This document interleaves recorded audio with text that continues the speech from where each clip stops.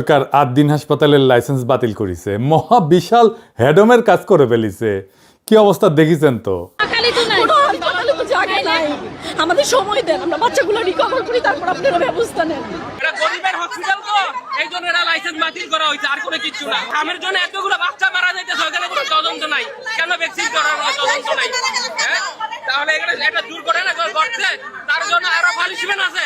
একটা হসপিটাল বন্ধ করে দিল, কি আছে না এখানে? এখানে যে সুযোগ সুবিধাগুলো পাচ্ছি অন্য কোথাও পাবো না। আর সবচেয়ে বড় কথা হচ্ছে আমার বাচ্চার যে রোগ, এই রোগের অন্য হসপিটাল আছে, এই রোগ কি সেটাই জানে না। আমাদের বাচ্চা নিয়ে আমরা বের হয়ে যেতাম, লাইসেন্স বন্ধ হয়ে গেছে, এখন আমরা কোথায় যাবো? আপনারা বলেন। স্বাস্থ্যমন্ত্রীর কাছে আমাদের অনুরোধ, আমরা কোথায় যাবো বাচ্চাগুলো নিয়ে? আমার বাচ্চার রিপোর্ট 2 দিন সময় লাগবে, ব্লাড কালচারের রিপোর্ট আছে, তাই না? এখন আমি এই বাচ্চার এই কালচারের রিপোর্ট যদি না কমে, তার ইনফেকশনের পরিমাণ না কমে, আমি অন্য কোথাও নিয়ে আবার রেফার করলাম, আবার টানহাইসরা। প্রত্যেকটা বাচ্চার ভিতরে একই সমস্যা, কারণ আমরা গার্জিয়ান, আমরা ভিতরে ঢুকতেছি প্রতিনিয়ত, জানতেছি এরকম করা উচিত না। আমার একটা আপাতত কথা এতটুকুর ভিতরে আপনারা স্বাস্থ্য মন্ত্রণালয়ে কথাগুলো পৌঁছান যে এত শর্ট টাইমে এটা সম্ভব না করা। আমার জামাই চটপটি বেছে, আমার মায়ের মনে করেন রক্ত কম, আজকে অপারেশন করার কথা ছিল না, ফিরা সাদা রক্ত কিনবেন না অপারেশন। আমি মনে করেন শনিবার ডেট করছে, 60,000 টাকার মতন আমার গেছে গা। ধরেন শরীর তো জাজি রাখতো নাইছি, ওখান যদি আমার যাইতে হয় গা, তাহলে আমি ওই মাইয়ার নিয়ে আর জামাই বেছে চটপটি, আমি কই টাকা পাই? টাকা কই পাই? ওই হাসপাতালে তো রোগীরা চিকিৎসা নিতেছিল, মরণাপন্ন রোগীরা ছিল, আইসিইউতে রোগীরা ছিল, পোস্ট অপারেটিভে রোগীরা ছিল, কিছুক্ষণ আগে যাদের সার্জারি হয়েছে, সেই সব রোগীরা কি ভয়াবহ সমস্যায় পড়েছে দেখেন। এই লাইসেন্স বাতিলের নোটিশ কখন দেওয়া হয়েছে জানেন? বৃহস্পতিবার কার্য দিবসের শেষ সময়, যেন কোনো আইনি ব্যবস্থা না নেওয়া যায়। কেমন জাউরামো দেখেন। জাউরামোর ইচ্ছা না থাকলে তো কেউ বাইসা বাইসা সাপ্তাহিক ছুটির আগের মুহূর্তে এই কাম করে না। তো এই জাউরামো কেন? কারণ সরকার গেছে পাগল হইয়া। এটা কথা মনে করাই দিই, আন্তর্জাতিক অপরাধ ট্রাইব্যুনালের নামে বিচারিক হত্যাকাণ্ড বাস্তবায়নের প্রক্রিয়া যখন আগায় চলতেছিল, তখন আমার দেশ পত্রিকায় প্রকাশিত হয় স্কাইপ ক্যান্ডেল। এটা ছিল বিচারের নামে সেই সময় চলমান নাটক নিয়া নিজামুল হক নাসিম এবং আহমেদ জিয়াউদ্দিনের স্কাইপ কথোপকথন। এই কথোপকথনে উঠে আসছিল জুডিশিয়াল মার্ডারের পরিকল্পনা বাস্তবায়নের পুরো চিত্র। ঠিক একইভাবে এখন বিএনপি সরকার পাগলা হইয়া গেছে। তারা যেভাবেই হোক রাজনৈতিক প্রতিপক্ষকে দৌড়ের উপরে রাখবে বলে পাগলের মতো যা ইচ্ছা তাই করতেছে। ইসলামী ব্যাংক খাইয়া দেওয়ার আওয়ামী তরিকা বিএনপি বাধ্য ছাত্রের মতো ফলো করতেছে। শুধু তাই না, আরো আকবারায় যত ইসলামের নামধাম আছে এরম সব প্রতিষ্ঠানের উপরে খড়গগ্রস্ত হয়েছে।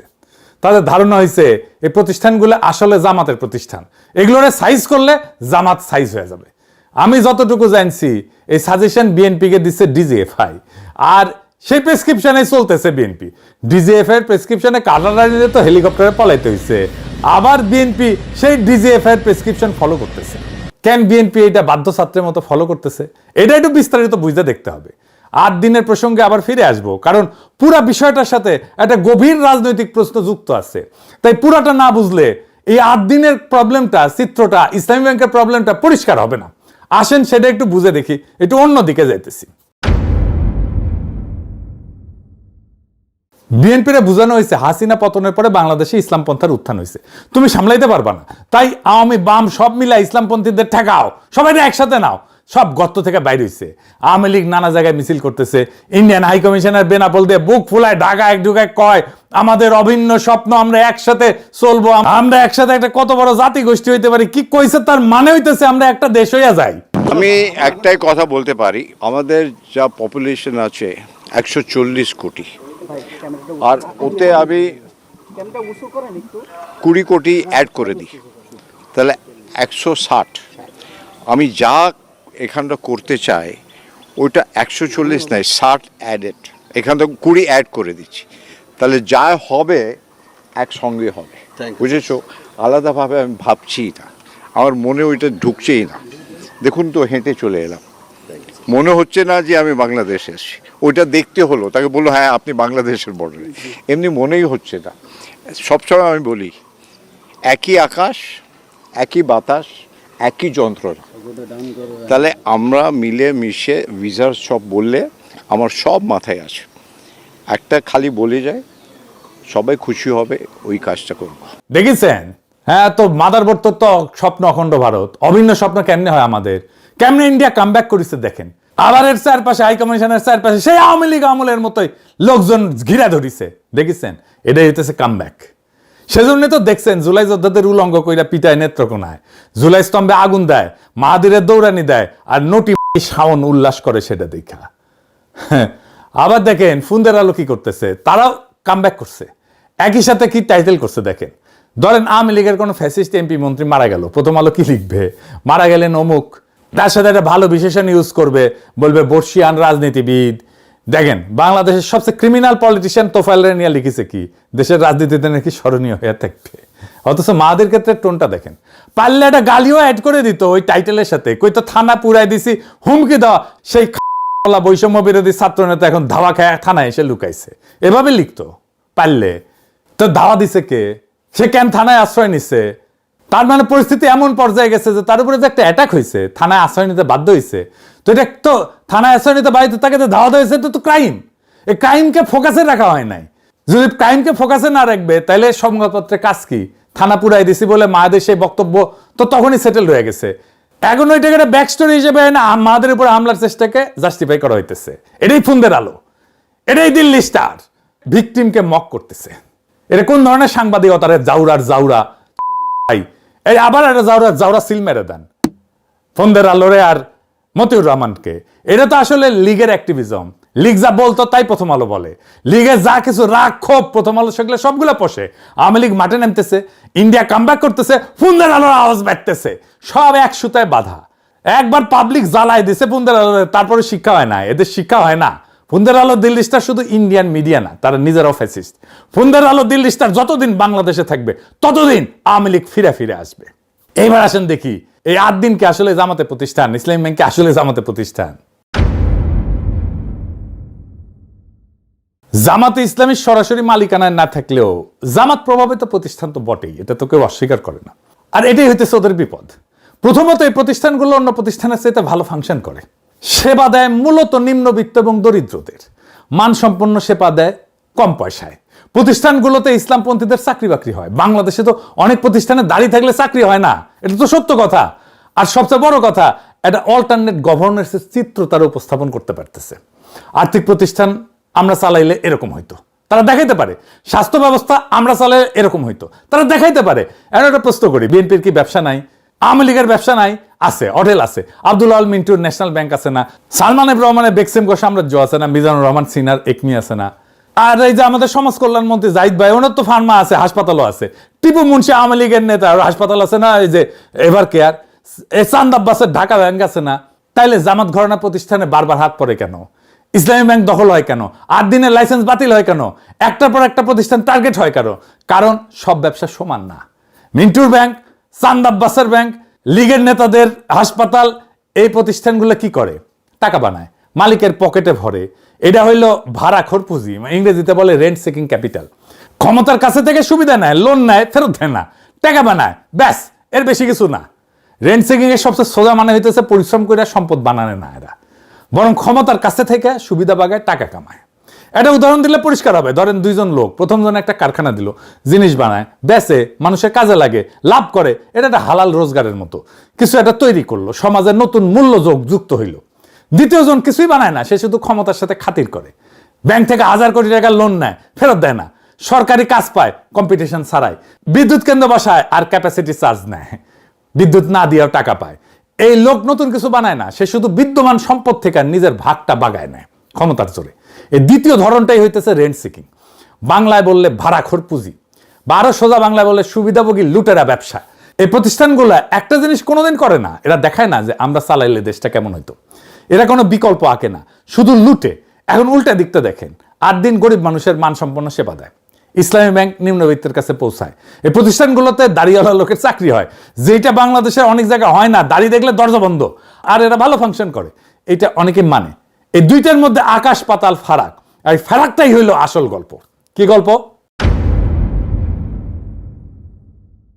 জামাত ঘরানা প্রতিষ্ঠান যখন গরিবের ভালো সেবা দেয়, ভালো চলে, তখন সেটার নিছক ব্যবসা থাকে না, সেটা একটা প্রস্তাব হয়ে দাঁড়ায়। প্রস্তাবটা কি? আর্থিক প্রতিষ্ঠান আমরা চালাইলে এমন হইতো, স্বাস্থ্য ব্যবস্থা আমরা চালাইলে এমন হইতো, সরকার আমরা চালাইলে এমন হইতো। বুঝতে পারতেছেন? এটা একটা বিকল্প শাসনের ছবি দেয়। ক্ষমতায় যাওয়ার আগেই প্রমাণ হাতে নিয়ে দাঁড়ায় আছে, দেখো আমরা পারি। আর এটাই শাসকের জন্য সবচেয়ে বড় বিপদ। কারণ একজন শাসকের সবচেয়ে গভীর দাবিটা কি? আমি ছাড়া কেউ এই দেশটা চালাইতে পারবে না, বিকল্প নাই, তাই না? সবসময় হাসিনাও তাই, তারেক রহমানও তাই। এই প্রতিষ্ঠানগুলো ঠিক এই দাবিটার গায়ে হাত দেয়, জলজ্যান্ত প্রমাণ হয় বলে। বিকল্প আছে, লুটেরা ব্যাংক সহ্য করা যায়, কিন্তু একটা কাজ করা বিকল্প সহ্য করা যায় না। ইতালিয়া চিন্তক আন্তোনিও গ্রামসি একটা কথা বলছিলেন, রাষ্ট্র মানে খালি সরকার, পুলিশ, আদালত না। রাষ্ট্র মানে এইগুলোর সাথে আরেকটা জিনিস, সিভিল সোসাইটি, স্কুল, হাসপাতাল, ব্যাংক, সংগঠন, মসজিদ, মাদ্রাসা। ক্ষমতার টিকা থাকে এই প্রতিষ্ঠানগুলোর মধ্যে দিয়ে, মানুষের সম্মতি তৈরি করে এরা। গ্রামসি বলতেন, যদি কেউ ক্ষমতাকে চ্যালেঞ্জ করতে চায় তাহলে তাকে একটা সিভিল প্রতিষ্ঠানগুলোর ভিতরে একটা পাল্টা শক্তি বানাইতে হবে। উনি নাম দিছিলেন কাউন্টার হেজিমনি, পাল্টা আধিপত্য। জামাত ঘরানা প্রতিষ্ঠানগুলো এইটা করতেছে, জানায় অথবা অজানায়, জেনে করুক আর না জেনে করুক। এরা একটা পাল্টা সিভিল সোসাইটি বানাইছে, রাষ্ট্রের অনুমতি ছাড়াই। এরা নিজের বৈধতা উৎপাদন করে, নিজের জনভিত্তি বানায়। এখন বুঝেন, শাসকের কাছে টিপু মুন্সির এভার কেয়ার কেন কোনো হুমকি না? সামিটের বিদ্যুৎ কেন্দ্র কেন কোনো হুমকি না? কেন সামিট টাকা পায়? আদানির বিদ্যুৎ কেন্দ্র কেন কোনো হুমকি না? সালমান রহমানের বেক্সিমকো কেন কোনো হুমকি না? ওইটা পাল্টা আধিপত্য বানায় না, কিন্তু আদিন ইসলামী ব্যাংক এরা বানায়। এরা এই কারণেই টার্গেট, কারণ এই প্রতিষ্ঠানগুলো একটা কাজ করে, ক্ষমতায় যাওয়ার আগেই দেখায় দেয় ক্ষমতায় গেলে কি করবে। এটারে বলা যায় একটা পূর্বাভাস, ভবিষ্যতের একটা ছোট্ট নমুনা, আজকে হাতে নাতে দেখানো। রাষ্ট্রের ভেতরেই যেন একটা ছোট বিকল্প রাষ্ট্রের বীজ। শাসক এইটাকে দেখে অস্তিত্বের প্রতি হুমকি হিসাবে, কারণ এটা স্রেফ কথা না, এটা প্রমাণ। প্রমাণের বিরুদ্ধে তর্ক তো চলে না। তাহলে তারা এগুলো ভাঙবে কিভাবে? শাসক যদি এই প্রতিষ্ঠানগুলো আদর্শ দিয়ে হারাইতে না পারে, কারণ সেবা ভালো, মানুষ পছন্দ করে, তাইলে হারাবে কিভাবে? আইন দিয়া, প্রশাসন দিয়া, লাইসেন্স বাতিল করিয়া, ভোট দখল করিয়া, অনিয়ম পাওয়া গেছে বলে তদন্ত বসাও, বাংলাদেশ ব্যাংক দিয়ে ভোট ভেঙে দাও, স্বাস্থ্য অধিদপ্তরকে দিয়ে লাইসেন্স বাতিল করো। কিন্তু আসল লক্ষ্য কি? প্রতিষ্ঠান না, আসল লক্ষ্য প্রতিষ্ঠানটা যে বিকল্প শাসনের ছবি আঁকতেছিল, সেই ছবিটা মুছে দেওয়া।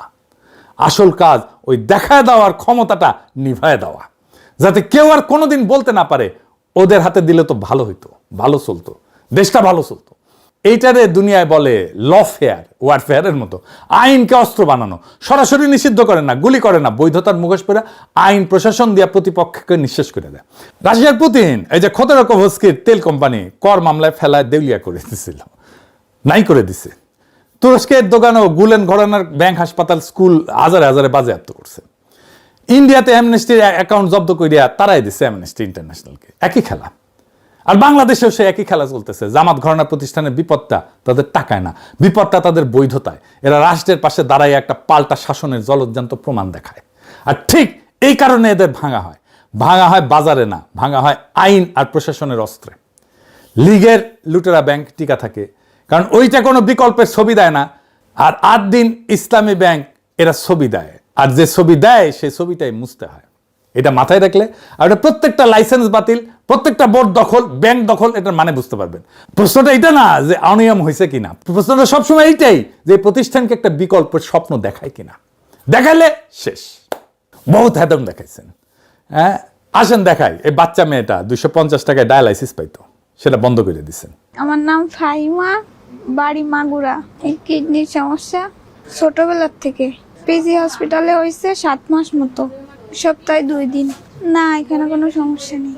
এটা আমাদের পেশেন্ট, এর নাম ফাহিমা, এর বাসা মাগুরা, এর বয়স 14 বছর। আমাদের এখানে গত বছর 2025 সালের 14ই আগস্ট থেকে আমাদের এখানে ডায়ালাইসিস পাচ্ছে। রেগুলার ডায়ালাইসিসে আসে সপ্তাহে 2 দিন। এই পেশেন্ট আমাদের এখানে, আমাদের দরিদ্র একটা ফান্ড আছে 250 টাকা, সেই 250 টাকায় ডায়ালাইসিস পাচ্ছে। দেখেছেন, বহুত হ্যাডম আপনাদের। এরকম 15,000 ডায়ালাইসিস রোগী চিকিৎসা পাইতেছিল এই 8 দিনে। আসিলেন হ্যাডমালা। বাংলাদেশের সবচেয়ে এফিসিয়েন্ট অ্যাম্বুলেন্স সেবা বন্ধ করে দিচ্ছেন। দেখেন, 80 টাকার ভিতরে, ঢাকার ভিতরে। আমার আর আগেও একটা বেবি এখানে হয়েছে, আমি এখানে ভালো সেবা পাচ্ছি এবং এখন আমার বেবি হওয়ার জন্য নিয়ে আসছে। শুরুর দিকে এই সেবা ছিল একদম ফ্রি। জ্বালানি তেলের দাম বাড়ায় তা হয় 150 টাকা।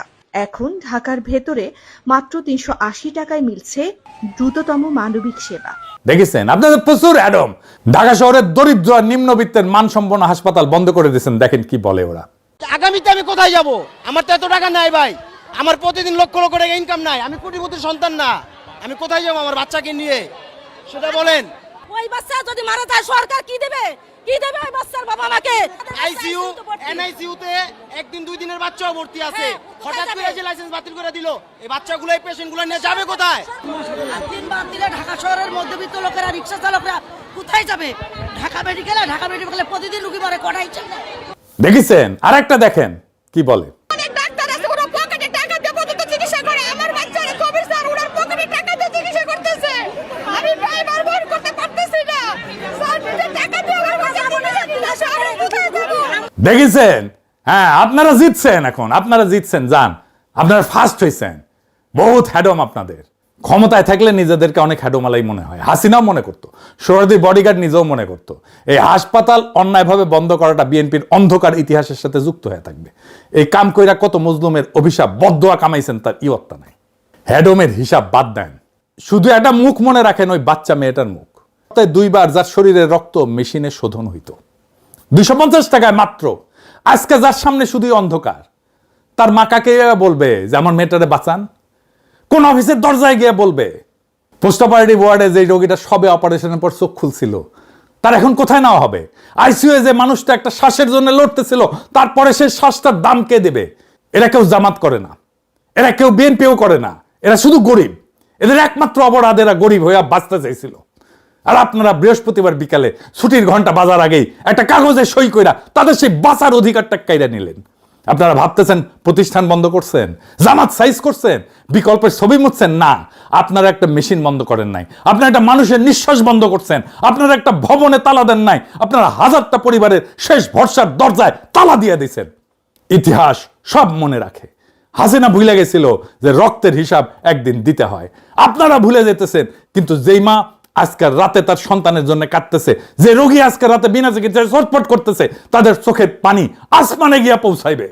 আর মজলুমের সেই চোখের পানির সামনে দুনিয়ার কোনো হ্যাডম, দুনিয়ার কোনো ক্ষমতা, কোনো ডিজিএফ এর প্রেসক্রিপশন টিকে না। আপনারা ভাবছেন আপনারা জিতছেন, আসলে আপনারা শুধু একটা জিনিস কামাইছেন, অভিশাপ, মানুষের অভিশাপ, মজলুমের অভিশাপ। মজলুমের অভিশাপ কামানো মানুষ কোনোদিন জিতে না। আপনার একটা দুর্বল সরকার, দুর্বল সরকার ছায়া দেখে ভয় পান। সরকারকে বাঁচায় মানুষের ভালোবাসা, মানুষের সমর্থন, সেটাও হারাইতেছেন। নিজে চেষ্টা করে হারাইতেছেন, নিজের হাতে হারাইতেছেন। আপনাদের পতন যে কি ভয়ঙ্কর হবে আপনারা কল্পনাও করতে পারতেছেন না। সেই দিন আপনারা বুঝবেন আপনারা কি জেতা জিতছিলেন। আজকে ইনকিলাব জিন্দাবাদ।